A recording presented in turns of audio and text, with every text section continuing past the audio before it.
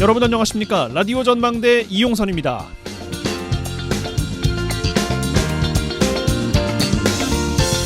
네, 4.16 세월호 참사 발생한 지 10주기가 된 날입니다. 온 국민들의 트라우마로 남아있는 그 참사가 여전히 참사로만 기억되는 건 진상규명과 제대로 된 책임자 처벌이 없었기 때문이죠.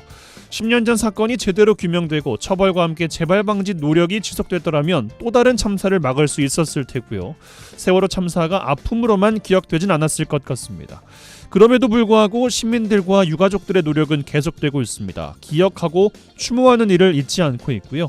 시민들의 노래로 유가족들의 치유를 위한 연극으로 계속 목소리를 내고 있습니다.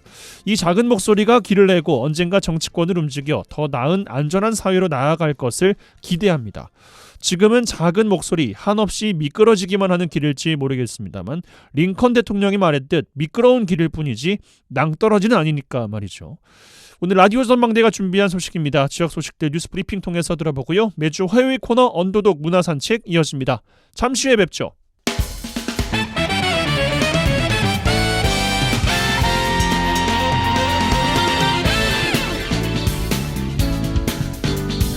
네, 4월 16일 화요일 라디오 전망대 시작합니다. 먼저 우리 지역 뉴스 정리해보죠. 뉴스 브리핑 라디오 전망대 유일무이 이선아 작가와 함께합니다. 어서 오십시오. 네, 안녕하십니까. 예, 이선아 작가와 오늘까지 뉴스 브리핑 함께합니다. 맞습니다. 자, 오늘의 첫 소식 여수에서 시작해볼까요? 네, 여수시 문화원의 전 현직 일부 의사들과 관계자들이 보조금 횡령 등의 의혹으로 경찰 수사를 받게 됐다는 소식을 먼저 전해드리겠습니다. 예. 전남경찰청 반부패 수사대에 따르면 문화원이 책자 발간 사업을 하면서 편찬 위원들의 지필, 교정비가 과도하게 지출된 의혹이 있다 이렇게 밝히고 있습니다. 예, 여수시 문화원 사업이 어떤 내용인지가 중요할 것 같은데요. 자세히 전해주실까요?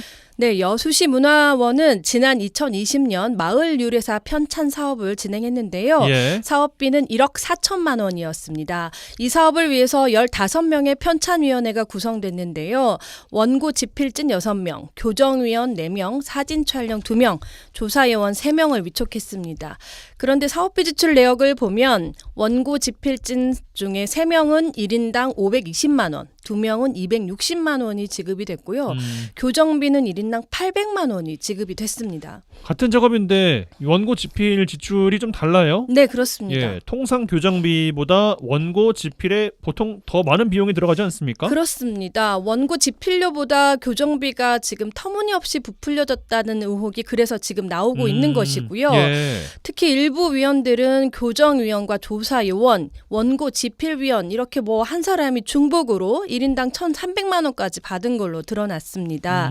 여기에 인쇄소 직원이 교정비를 800만 원이나 받은 걸로 내역서에 드러나면서 문제가 되고 있고요. 작업하지 않은 사람에 대한 인건비가 지출된 의혹도 나오고 있어서 논란이 증폭되고 있습니다. 예, 여수시 문화원이 지속적으로 공금 횡령 등 불미스러운 사건에 이름을 좀 올리면서 지역의 문화유산 계승하고 발전시켜야 하는 고유의 역할까지도 위협을 받고 있는 것 같습니다. 네. 지역에서도 여수시 문화원의 정상화를 요구하는 목소리가 큰 걸로 알고 있고 조직과 시스템을 이번 기회에 좀 완전히 바꿔야 될 것 같습니다. 네.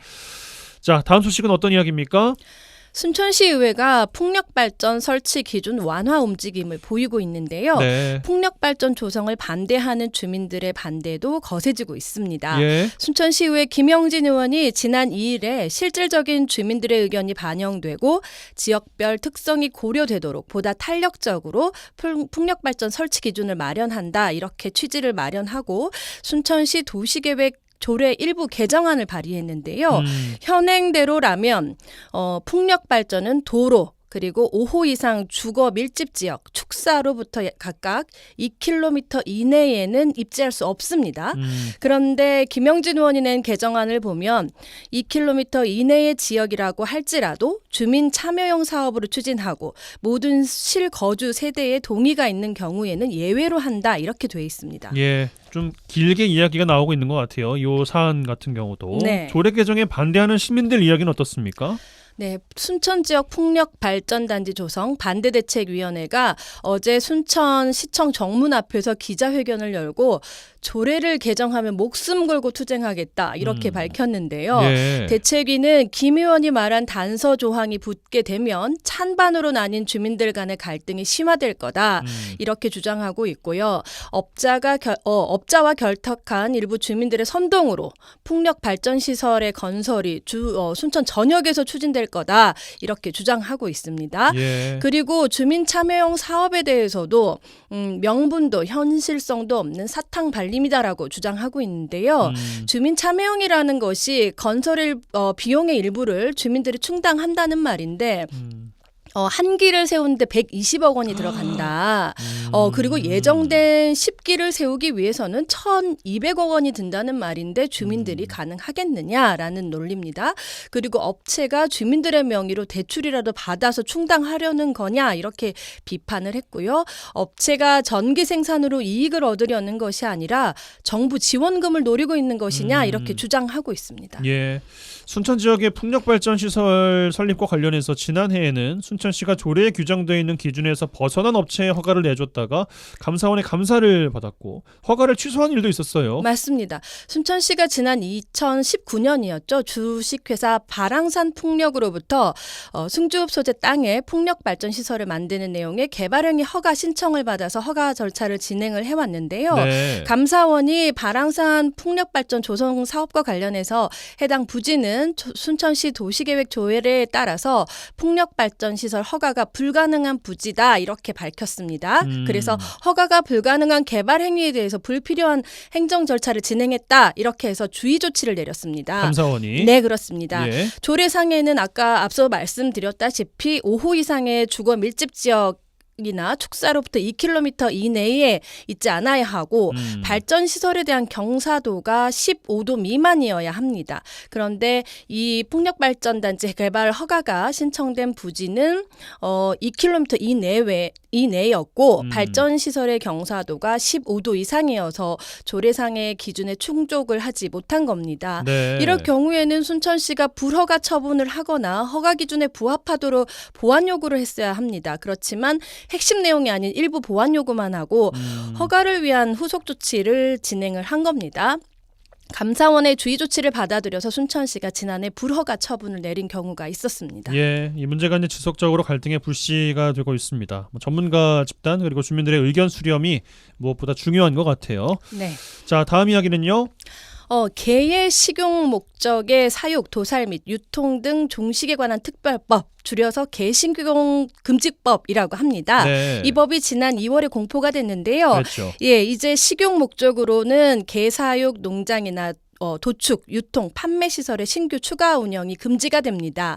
3년 동안의 유예 기간을 거쳐서 2027년 2월부터는 누구든지 식용을 목적으로 개를 사육하거나 증식하거나 도살할 수 없고 개를 원료로 조리 가공한 식품을 유통 판매할 수가 없습니다. 네. 광양시도 개 식용 종식 문제 해결을 위해서 개 식용 종식 전담 팀을 꾸리고 행정 조치에 나섰는데요. 현재 운영 중인 개 식용업계 그 영업자는 다음 달 7일까지 운영 현황을 광양시청 농업정책과 식품위생과 등 업종별 담당 부서에 신고를 해야 하고요. 8월 5일까지는 종식을 위한 이행 계획서를 제출을 해야 합니다. 종식을 위한 이행 계획서를 8월 5일까지 제출해야 된다. 그렇습니다. 이거 안 내면 어떻게 됩니까? 300만 원 이하의 과태료가 붙습니다.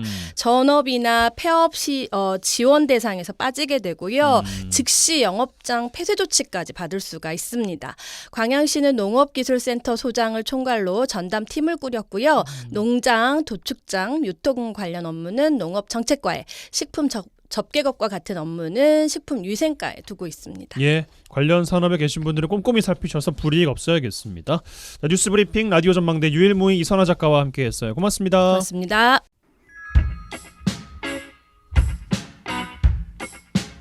그들의 이야기가 수면 위로 올라옵니다. 탑독이 되는 그날까지 언더독 토론. 우리는 패배 매주 화요일 전남 동부권 언더독들의 핫한 토론 언더독 토론 시간입니다. 오늘도 두 분과 함께 할 텐데요. 한 분씩 소개해드리죠. 이상우 전 여수시의원 함께합니다. 어서 오십시오. 네, 반갑습니다. 이상우입니다. 백성호 광양시의 부의장 오셨습니다. 어서 오십시오. 네, 반갑습니다. 더 나은 내일을 만드는 진보당 광양시의회 백성호 의원입니다. 네, 두 분 근황 여쭙겠습니다. 먼저 백 의원님. 지난 토요일이었는가요? 그 광양 서천변에서 오늘이죠. 오늘이 세월호 참사가 발생한 지 10주년이 되는 날인데 그렇습니다. 광양 지역에 있는 시민사회단체가 세월호 10주기 기념식이 있었습니다. 네, 그 참석했는데 지금도 그 세월호 참사와 관련해서 정확한 원인 규명, 책임자 처벌, 재발 방지를 위한 대책이 제대로 수립되지 않고 있는 것이 현실이다. 물론 발표를 하긴 했습니다만은 그래서 그 자리에서 다시 한번 국가나 지방자치단체에서는 우리 시민들이나 국민들의 생명과 재산을 지키기 위한 일에 최우선으로 해야 되겠다라는 그런 마음가짐을 가지는 시간을 좀 보내고 왔습니다. 예, 알겠습니다. 이상우 의원님 어떤 한 주 보내셨습니까? 제가 어제 그 라디오 전망들을 들었었는데 좀 깜짝 놀랐습니다. 왜요? 그 전남의대 신설 관련해서 이제 주철은 의원이 출연하셨더라고요. 그 전남의대 신설 관련해서 그 김혜지 의원이 지금까지 계속 주장하셨던 의대는 순천, 병원은 율촌 이런 주장 있지 않습니까? 이런 말씀을 하시더라고요. 그러시면서 또 주철은 조기현 후보의 그 공통 공약이었던 전남의대 분원도 요소에도 유치하겠다 이런 말씀을 하시더라고요. 그래서 지금 현재 지금 어떻게 보면은 대통령께서 전남의대 관련해 가지고 지금 전남에서 대학을 선정하면은 거기에 막 발맞춰서 추진을 해주겠다는 이런 다짐을 하고 저번에 김영록 지사하고 확약을 했었지 않습니까? 네. 근데 이 관련해서 갑자기 지금까지 엊그제 이제 국회의원 선거 끝났지만은 주철 의원께서는 계속 전남대 분원을 주장하셨거든요. 그리고 전남의대 유치 관련해서는 어떤 메시지가 없었는데 어제 라디오 전망대 나오셨고 이런 주장을 하는 거 보니까 왜 갑자기 또 내용이 바뀌셨을까 이런 궁금증이 들더라고요. 당선자 인터뷰를 하긴 했는데 네. 근황 여쭤봤는데 갑자기 왜 토론을 시작하고 그러십니까? 아니 그래서 제가 저 근황 이야기 하려다가 어제 정말 좀 황당했었습니다. 그래요? 예. 그래서 앞으로 이 부분에 대해서도 다시 한번 점검이 필요할 것 같다고 저는 생각합니다. 예. 그래서 근황은 있으십니까? 제가 저번에 그 아파트 이야기 했지 않습니까? 현대 중림 관련해 가지고요. 네. 분양가 너무 비싸다고 제가 어제 아파트 현장에 한번 갔다 왔거든요. 청약 관련해서 많은 시민들이 관심은 많으시더라고요. 요즘 홍보 활동 되게 많이 하시더라고요. 뭐 휴지도 예. 나눠주시고. 예, 휴지를 주더라고요. 사각 티슈를. 거기에 계신 분들의 대다수의 의견이 너무 비싸다. 공공주택으로서 너무 과다한 분양가다. 이런 말씀을 이구동성으로 하시더라고요. 네. 예, 좀 안타깝더라고요. 알겠습니다. 자, 제가 드릴 주제부터 꺼내보겠습니다. 총선은 끝났습니다만 총선 기간에 지방 의원들, 민주당 유력 후보들의 지지 호소가 있었습니다. 참 눈여겨봤던 대목인데요. 지역에서는 민주당 공천장이 곧 단선증이라지만 벌써부터 지방 의원들이 지역 위원장직을 맡을 당선인과의 관계에 영향력 아래 있는 것 아니냐는 우려가 나오고 있습니다. 특히 을 경우에는 현역이 이제 바뀌게 되면서 이 후유증이 조금 더 커지지 않았을까 생각이 좀 들긴 하는데 지방의원의 자발적 줄서기 내지는 지역위원장의 줄 세우기 원인과 문제점에 대해서 두 분께 먼저 좀 꺼내고 싶습니다. 먼저 백 의원께 드리겠습니다. 일단은 저는 자당의 국회의원 후보를 당선시키기 위해서 지방 의원들이 노력하는 것에 대해서는 굉장히 바람직하게 생각을 합니다. 예. 당연히 그렇게 하는 것이 맞죠. 그런데 이것이 이후에 본인들의 공천을 받기 위한 하나의 수단이나 그런 역할을 하기 위해서 그렇게 했다라고 하면은 그것은 좀 우리가 좀 눈여겨 좀 봐야 될 부분이다. 뭐 공천을 전체적으로 지역위원장이 다 갖고 있는 건 아니겠지만 실제로 굉장히 큰 영향력을 발휘를 하지 않습니까? 그리고 또 우리 지역에서는 솔직한 얘기로 뭐 민주당의 공천을 받으면 거의 당선된다는 공식이 지금까지 뭐 성립되고 있기 때문에 백 의원님 지역구 빼고요. 그렇죠. 제 지역구는 민주당이 공천을 받는다고 해서 100% 당선되는 건 아닙니다. 제가 있기 때문에. 네, 그렇지만 거의 대부분은 지금 그렇지 않겠냐.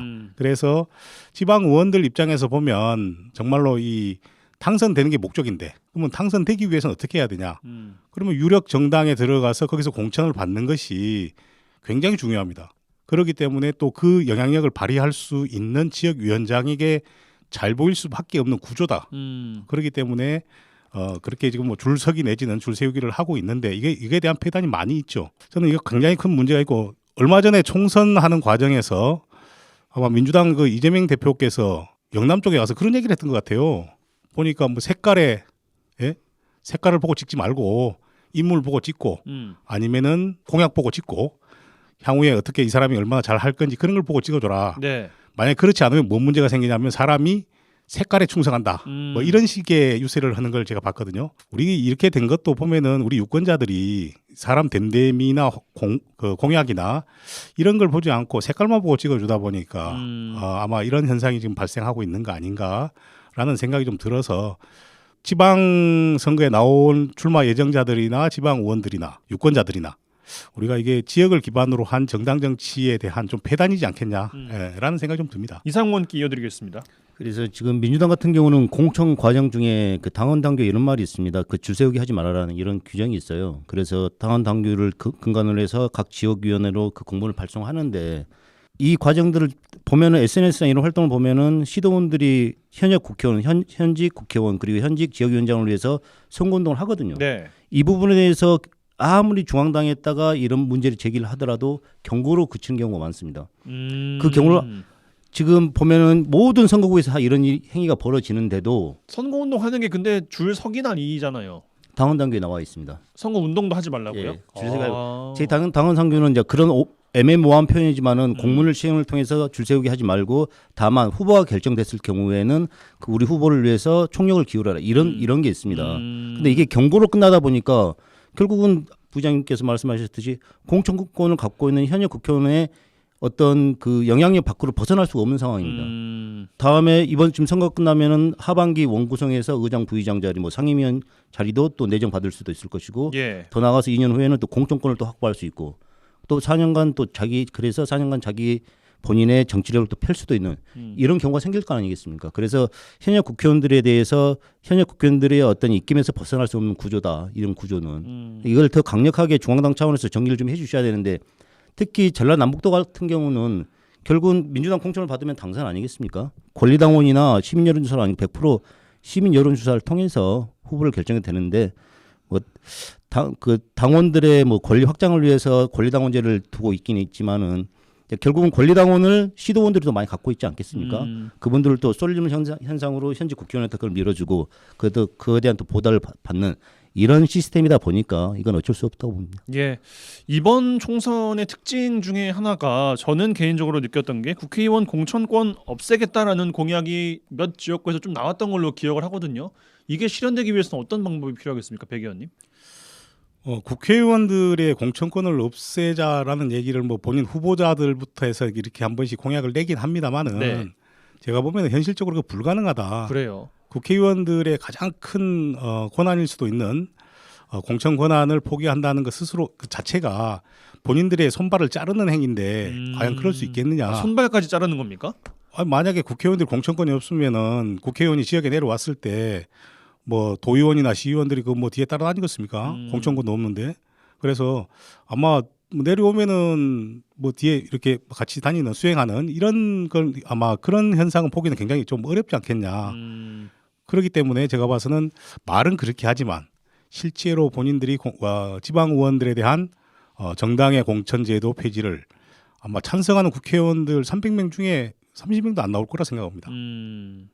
이상원님 뭐 아예 불가능합니까 이 이야기는 그러면은? 이거 무공천 관련해서는 많은 말들이 있지만은 그 좀 진보 정치인들이 내세우는 주장인데요. 이게 당내에서 이루어질 수가 없는 구조라 저는 생각합니다. 아예 이루어질 수가 없는 거예요? 일단은 뭐 대선이나 국회의원 선거를 위해서는 지방 권력을 쟁취를 해야 될 거 아닙니까? 그럼 그분들이 없어서 가지고는 수족처럼 부려먹어야 되는데 어떻게 할 수 있는 방법이 없잖아요. 만약에 본인 자당의 시도원들이 아니면은 그렇기 때문에 그분들을 꼭 세워야 되는 것이고 한 가지 개선을 한다면은 자당의 후보를 공천하는 과정이 좀 투명해야 되고 그 과정 중에서 실질적으로 시민들께서는 이 후보가 괜찮은 후보인지 어떤 이런 그동안 과정을 어떤 삶을 살았고 어떤 행위를 했다는 걸 잘 모르거든요.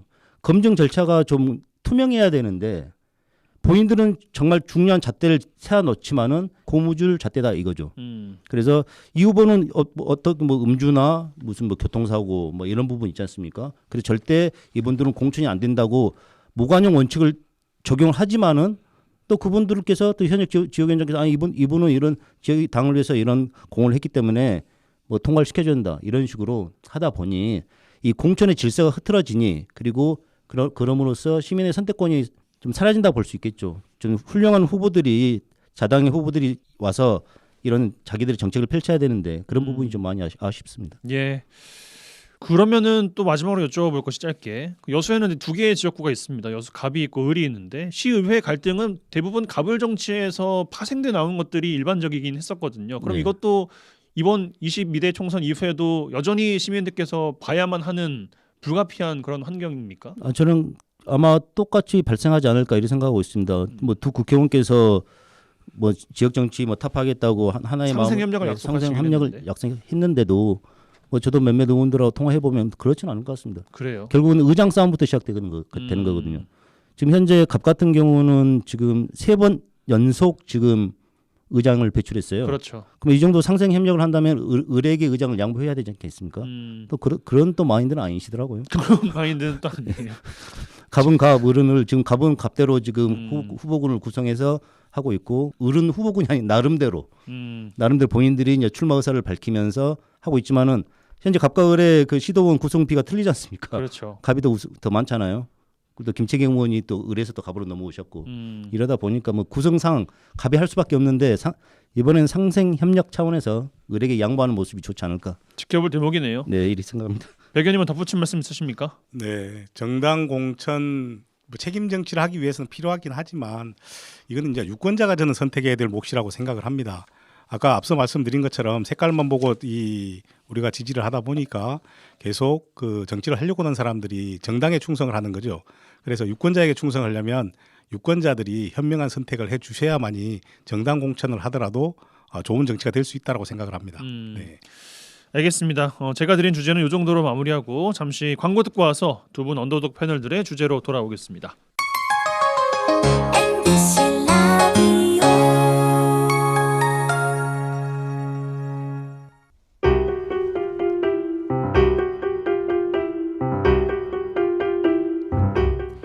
지역 뉴스 1시간 안에 정리해드립니다. 재미있고 편한 뉴스.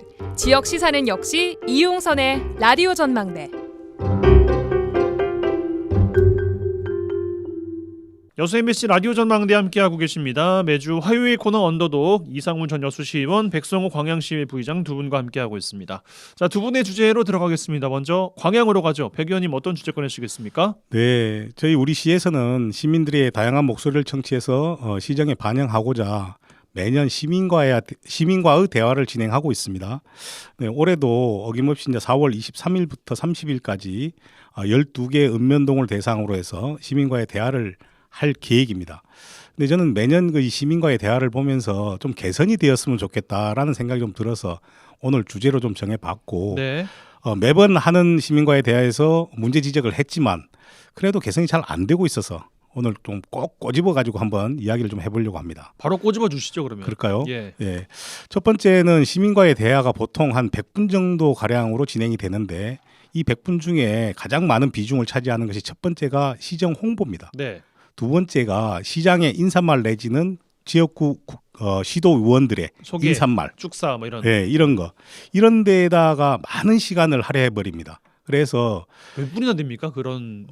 제가 보니까 뭐 대략 이 앞전에 보니까 거의 한 100분 중에서 한 60분 가량은 되지 않을까라는 생각이 드는데 시간을 재보지 않아서 예. 제가 정확히 얘기할 수는 없습니다만은 올해 같은 경우는 진행될 때 제가 꼭 시간을 좀 재보도록 하겠습니다. 네. 네, 그래서 문제를 좀 지적하고 있고 지적하는 거고 우리가 시민과의 대화라고 하면은 시민의 의견을 듣는 자리여야 되지 않겠습니까? 그렇죠. 그런데 주객이 전도된 이런 행사 또 과도한 의전 뭐 이런 것은 좀 지양하는 것이 좋겠다라는 생각이 첫 번째 들고 두 번째는 이게 이제 짜고 치는 고수도 비슷하게 시민과의 대화 일정이 잡히면은 각 읍면동별로 사전에 이 질문지를 받습니다. 그러면 그 행사할 때 그 질문을 다시 또 반복을 합니다. 네. 그리고 답변을 해줍니다. 검토한 거에 대해서. 근데 저는 그것을 좀 개선을 했으면 좋겠다. 시간 절약을 위해서 사전에 우리가 질문을 받았는데 이런 질문을 받았는데 검토해 보니까 이것은 가능하더라 안 하더라. 이렇게 바로 피드백을 해주면은 굉장히 시간이 좀 절약이 된다고 생각이 듭니다. 미리 받은 것에 대해서는 바로 피드백을 주고 그렇죠. 받지 못한 질문은 현장에서 바로 즉흥적으로 받고. 그렇죠. 현장 질문을 받는 것이 중요하죠. 그럼 더 많은 질문을 받을 수 있겠어요. 훨씬 더 많이 받을 수 있겠죠. 그리고 예. 그 현장의 질문을 받아서 즉답이 가능한 것은 즉답을 해주고 혹시 즉답이 그리고 뭐 검토가 필요한 내용에 대해서는 검토한 이후에 사후에 통보해주는 연락을 해주는 이런 시스템으로 좀 가는 것이 좀 좋겠다. 또 한 가지는 이 시민과의 대화에서 나오는 내용들 거의 대부분은 보면은 예산을 수반하는 경우가 굉장히 많습니다. 그렇겠죠. 뭐 마을 안길도 있고 뭐 불편 사항도 있고 하기 때문에 근데 문제가 뭐냐면 보통 시민과의 대화를 하고 나서 여기서 받은 민원을 가지고 우리가 재원이 있으면은 추경을 해서 이렇게 이제 반영을 합니다. 저희들이 지금 회기 중입니다. 다음 주 22일 날 우리가 886억 원을 가지고 제1회 추경 예산 심사를 지금 현재 하고 있습니다. 이게 22일 날 끝나버리고 23일부터 30일까지 시민과의 대화가 진행됩니다. 이게 시기적으로 이게 안 맞는 거죠.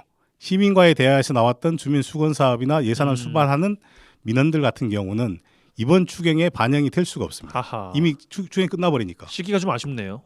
그러니까 이 추경 시기를 좀 뒤로 늦추든지 시민과의 대화 일정을 좀 앞당기든지 했어야 되는데 시기적으로 맞지 않다. 이번에는 뭐 총선 때문에 좀 불가피하게 연기된 측면도 없지 않아 있지 그렇습니다. 않습니까? 그렇기 때문에 만약에 총선 때문에 늦춰졌다면 시민과의 대화를 하고 나서 여기서 나오는 각종 민원들을 예산을 반영하기 위해서는 이후에 추경 예산을 잡아주는 것이 굉장히 바람직하죠. 예. 근데 재원이라는 것이 본 예산 편성하고 나서 남는 예산이나 아니면 그 뒤에 국가에서나 도에서 나오는 추경 예산을 가지고 저희들도 추경을 하는 것인데 다음에 이제 2회 추경, 3회 추경을 해야 되는데 과연 시민과의 대화에서 나왔던 우리 주민들의 요구 사항들을 예산에 반영할 수 있겠느냐.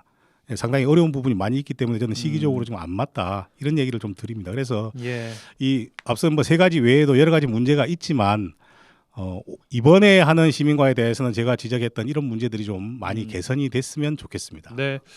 짜고 치는 것은 저도 굉장히 못 견디는 성격이긴 합니다만 그래도 행정의 측면에서 반론을 좀 드려본다면 행정이 즉흥적으로 하기에는 검토해야 할 것도 많고 따져야 할 것도 많아서 미리 질문을 받고 그 현안에 대해서 준비를 하는 것은 오히려 더 나은 답변을 할 수 있지 않을까라는 생각도 들긴 하는데 어떠십니까? 그건 가능합니다. 제가 말씀드리는 것은 사전에 질문을 받아서 검토하고 답변해 주는 건 좋은데 네. 그 질문지를 받았기 때문에 지난번에 모모 의회에서 모모 뭐 이장님께서 제기한 이런 민원을 받았는데 그거에 대해서 우리가 검토해 보니 이렇더라고 그 자리에서 바로 얘기를 해주면 되는데 네. 그 질문을 다시 리바이벌 한다는 거죠. 받은 질문을 또 다시 질문을 그러죠. 하는... 마이크를 잡고 내가 예를 들어서 뭐 백모 씨인데 이런 문제가 있다라고 하면서 그 장황하게 다시 질문을 하는 겁니다. 그렇기 때문에 시간이 굉장히 많이 소비가 됩니다. 예. 그래서 현장 질문을 많이 받기 위해서 그런 걸 간소화했으면 좋겠다라는 의견을 매년 드리고 있지만 매년 반복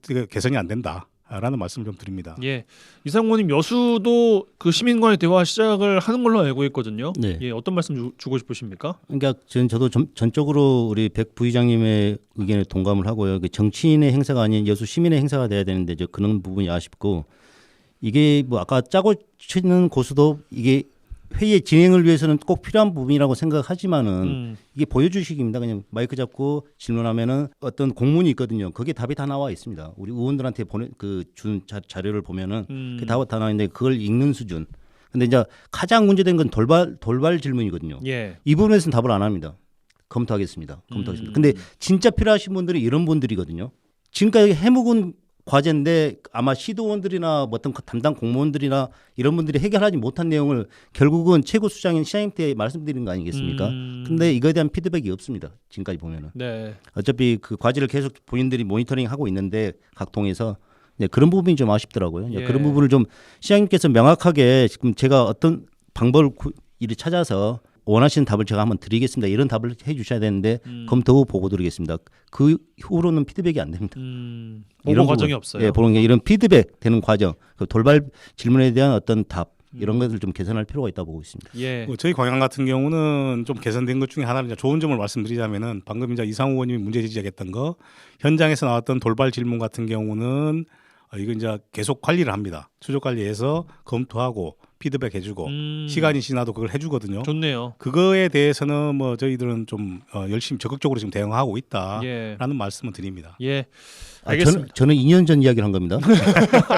지금 이야기가 아니고요. 네. 지금은 이제 현직이 아니시니까 또 네. 정부의 제한이 있을 수는 있겠습니다만. 예.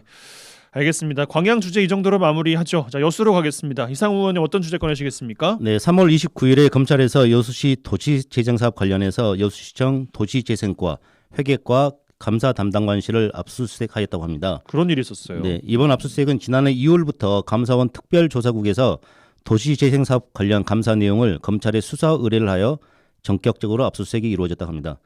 그에 앞서 22년 11월에 송화진 의원이 시정 질의를 통해서 밝힌 부동산 투기 의혹 그리고 집수리 과정에서 발생한 대금 미지급 등 다양한 문제점을 밝힌 바 있는데요. 그래서 오늘 이와 관련된 내용을 이야기해 볼까 합니다. 예, 좀 더 풀어주시면 좋겠거든요. 그래서 지금 현재는 지금 감사원 감사 결과가 발표되기 전이거든요. 예. 그래서 좀 이런 내용 하기도 저도 약간 부담이 있는데 뭐 시정질이나 제가 들었던 이야기를 통해서 한번 이야기를 한번 해보도록 하겠습니다.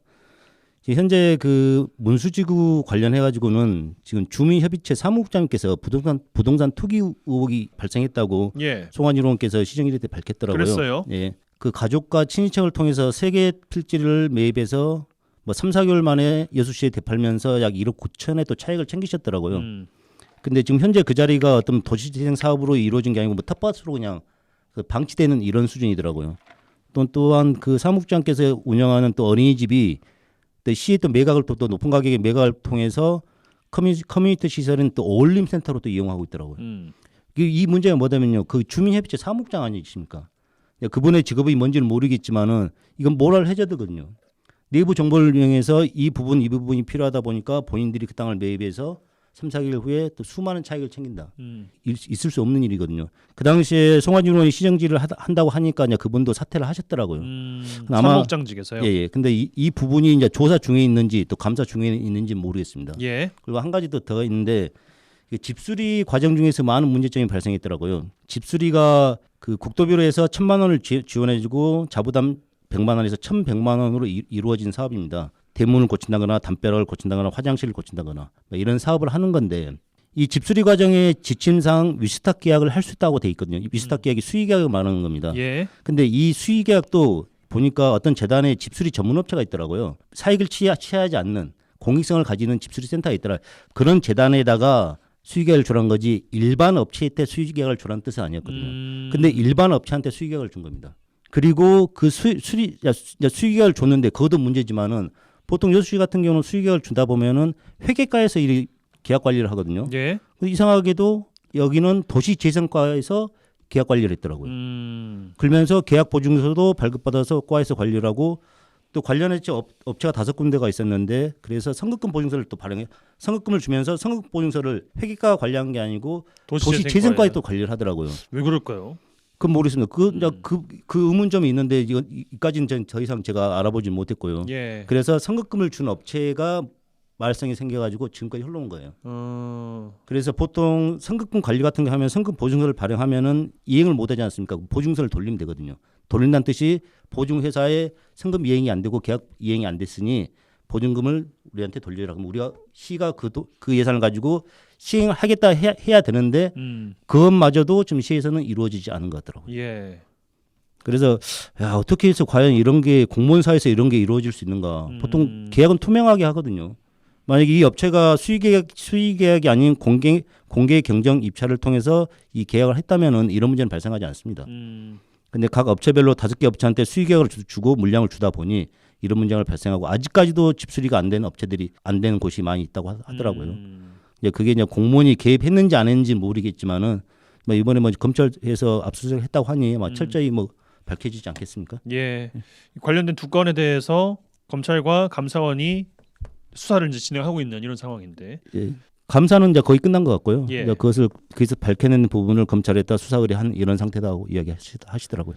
뭐 백 의원님 주실 말씀 있으십니까 여기에 대해서? 특별하게 지금 뭐 제가 드릴 말씀은 없고 현재 뭐 결과가 나와 봐야 알겠습니다. 예, 검찰이나 감사원에서 지금 뭐 조사를 하고 있는 과정이라고 하니까 이 결과를 지켜보고 나서 이제 이야기를 해야 되겠지만 뭐한 말로 뭐 아니 땡 굴뚝에 뭐 연기가 날 리는 없고 여러 가지 문제가 있으니까 이제 이런 일이 발생했을 거라고 보는데 공직사회에서 저는 좀 그랬으면 좋겠습니다. 공무원들도 사람인지라 실수는 할 수는 저는 있다라고 봅니다. 근데 실수가 반복되면 이거는 실수로 보기가 또 어렵고 과정에서 정말로 뭐 여러 가지 유착이라든지 이런 게 있다라면은 일벌백계를 해서 두 번 다시 이런 일이 발생하지 않도록 하는 것이 굉장히 좀 중요하다고 봅니다.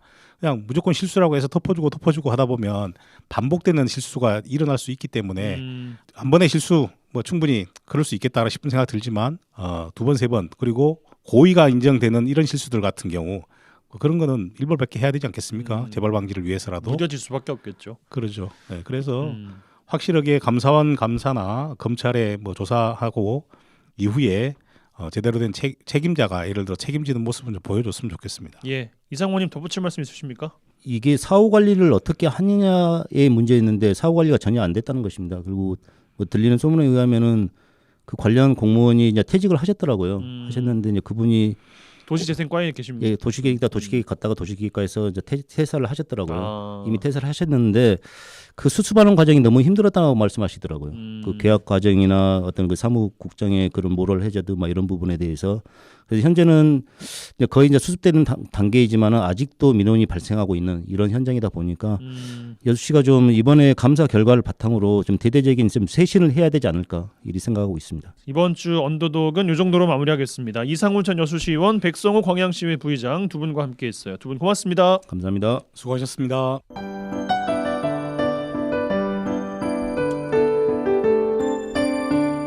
라디오 전망대 문화 산책. 네, 문화 산책 시간입니다. 김지연 리포터 나와 계세요. 어서 오십시오. 안녕하세요. 예. 자, 세월호 참사 10주기입니다. 지역에 있었던 추모 행사에 다녀오셨다고요? 네, 지난 토요일이었습니다. 순천 조례호수공원에서 세월의 울림이라는 주제로 416명의 순천 시민 합창단이 모여서 그날을 기억했는데요. 예. 전문적이진 않더라도 진심을 담아서 담백하게 전달하는 이 목소리들의 울림이 더 크게 다가왔던 시간이었습니다.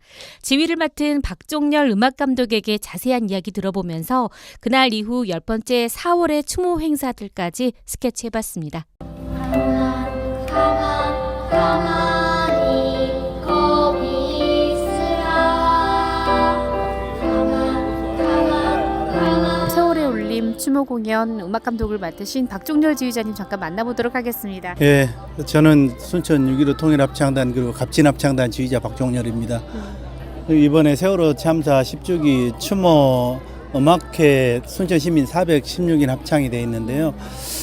이건 지금 순천에서만 하는 건 아니고요. 전 세계에서 그리고 전국에서 똑같은 곡으로 10년을 추모하고 기억하고 행동하는 그런 약속들을 지금 실천하는 그런 행사거든요.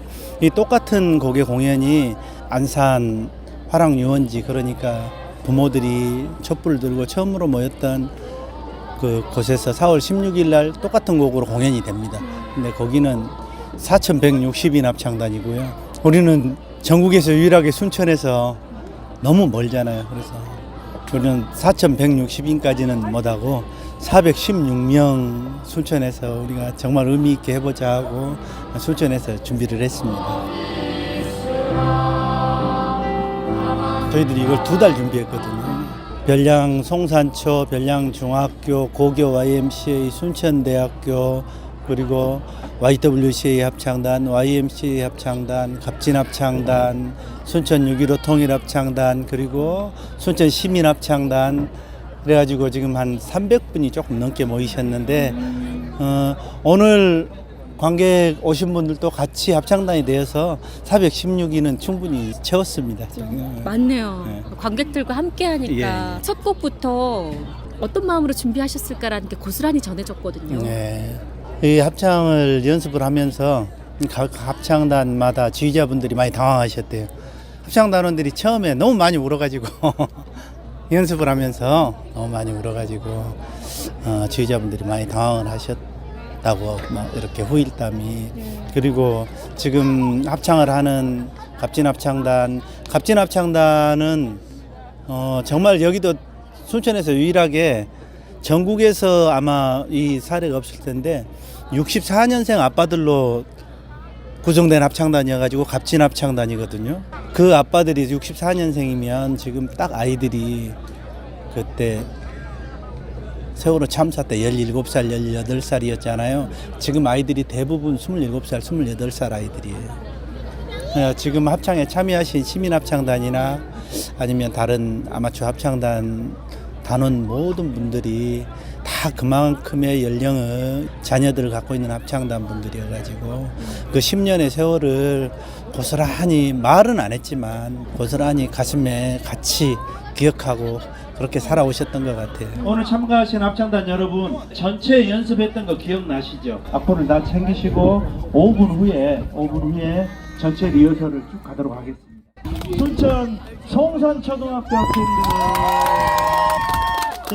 어떻게 이 팀들이 좀 참여를 하게 됐을까요? 일단 팀 소개 먼저 부탁드려요. 저희는 세월호 10주기 순천 시민합창단 청소년팀에 참여하고 있는 순천 별량중학교 학생들이고요. 제가 10주기를 맞이해서 저희도 뭔가 이 10주기 행사에 의미 있는 참여를 하고 싶었는데 마침 순천 시민들이 이렇게 함께 합창으로 10주기를 추모하는 이런 자리를 마련한다라고 해서 저희가 함께하게 됐습니다. 좀 짧은 시간이긴 하지만 어떻게 연습이 이루어졌을까요? 저희가 한 2주 정도밖에 연습을 못 했거든요.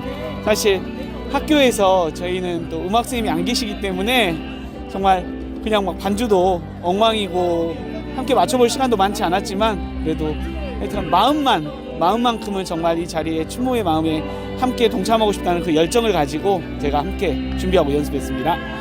순천 별량중학교 정우균입니다. 약간 선생님께서 제안을 하셔가지고 그냥 얼떨결에 들어가게 돼서 세월호 합창단에 참여하게 됐는데 10년 된 일에 대해서 좀 모두가 기억하기 위해서 이 자리에 와서 뭔가 함께 한다는 게 좀 의미 있다고 느낌이 많이 들었어요. 순천별량중학교에 진학하고 있는 김수정이라고 합니다. 마음으로만 추모하던 세월호를 제가 직접 친구들이랑 같이 공연으로 함께 추모하게 되니까 되게 찡하기도 하고 감사하기도 하고 제 공연과 노래를 들으면서 이제 다른 사람들도 다 같이 세월호를 기억하고 추모해줬으면 좋겠다는 생각이 듭니다. 그때 저 뉴스 나올 때도 생생하게 기억을 하거든요. 너무 그 상황이면 겁에 많이 질렸을 것 같고 4월 16일이 되면 맨날 그 영상을 한번 확인해 보거든요. 이게 계속 추모 행사를 해야 된다고 생각해요. 10년이 지나도 20년이 지나도 더 이상 이런 상황이 발생하지 않게 다 같이 노력해 주셨으면 좋겠어요. 안녕하세요. 네, 진유선이에요. 아이들과 함께 오셨어요. 네. 좀 어떤 걸 해보셨을까요? 사실은 이거를 하는지 모르고 여기 왔다가 이제 참여를 하게 됐는데 그냥 뭐 배지 만드는 것도 하고 애들한테 좀 이런 게 있었다고 좀 알려주고 싶어가지고 지금 네. 이제 세월호 리본도 아이들이 네. 직접 써서 네. 달고 있어요. 네. 9살인데 얘는 아직 저 모르는 것 같고 태어나기 전에 일어난 네. 큰애는 이제 6학년인데 뭔가 좀 알고 있으니까 잊지 않았으면 좋겠다. 이런 일이 있었다는 것이 슬프지만 이거를 잊지 않고 계속 그냥 기억했으면 좋겠다고 그렇게 얘기해주고 싶어요. 우리 친구 안녕하세요. 정승아요. 정승아 6학년이라고 네, 얘기 들었어요. 학교에서 영상이나 그런 것들 보면서 조금 알고 있어요. 어떤 생각이 들었어요? 약간 이제 다시는 있으면 안 되고 이제 세월호를 잊지 않고 이렇게 기억하는 게 중요할 것 같아요. 다른 사람들은 나는 갈 길을 멀다고 좀 지키라고 하면서 막 화내고 막 그랬어. 엄마가 이제 아기를 잃거든요. 그래서 엄마의 그 심정이나 마음을 이렇게 그림으로 표현해낸 책이에요. 어린이 도서연구회 정책부장 순천지의 김주희입니다. 편안하게 아이들이 읽으면 좋은 거, 글밥도 어느 정도 적당히 있고 아이들에게 좋은 책을 읽어주려고 연구하는 비영리 단체 어린이 도서 연구회. 네, 정말 어린이 도서만 전시가 되어 있는 책들이 그 세월호와 관련되어 있는 책들만 이렇게 책을 찾고 읽으면서 이렇게 많은 세월호에 관련된 책이 이렇게 나왔구나라는 거를 저희들이 처음 알았고요. 잊어버리다가 10년이 돼가지고 잊어버렸어요. 잊어버리다가 4월이 되면 3월부터 이제 분주해지기 시작하거든요. 그래서 그랬지라면서 항상 이제 뭉클해지는 기분이고 아이들도 4월이면 이제 읽을 때 됐구나라는 걸 알기도 하더라고요. 그래서 엄마들이 이제 권유해서 선생님들이 세월호 해가지고 4월이 되면 수업을 가끔씩 이렇게 짚어주고 가시더라고요. 감사하죠, 항상. 오늘 세월호 참사를 기억하는 순천 시민들이 함께 모여 노래합니다. 단순히 우리의 분노만을 토해내는 노래가 아닙니다. 어둠은 빛을 이길 수 없다는 희망의 노래입니다. 거짓은 참을 이길 수 없다는 믿음의 노래입니다. 우리의 마음으로 부르는 이 노래가 하늘과 땅을 울리는 메아리 되어 눈물 흘리는 이들과 그 곁에 서 있는 모두를 사랑으로 이어주는 생명의 끈이 되게 하소서.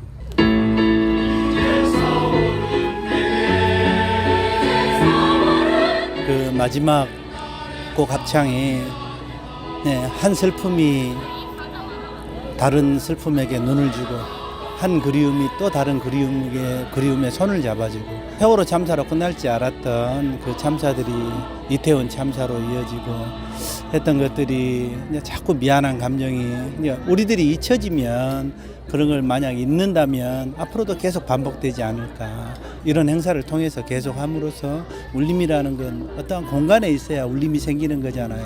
우리 사회 자체가 한 공간이어 가지고 우리 모두가 그런 울림을 만들어내는 그런 계기가 되는 음악회로 만들고 있습니다. 시민 여러분 합창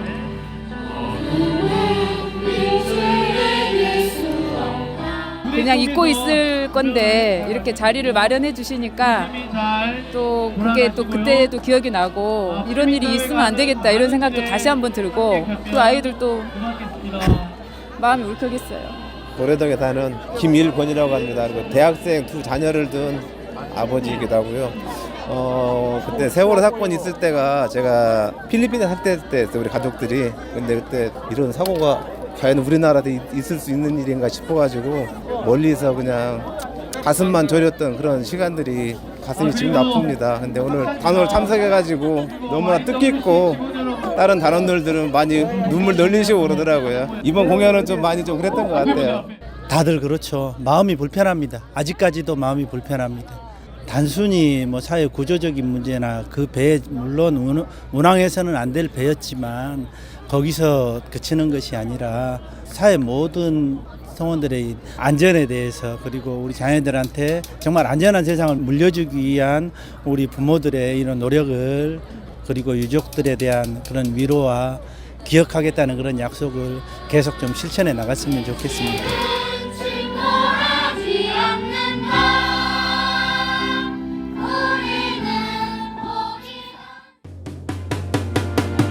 네, 라디오 전망대 마치겠습니다. 이용선이었습니다.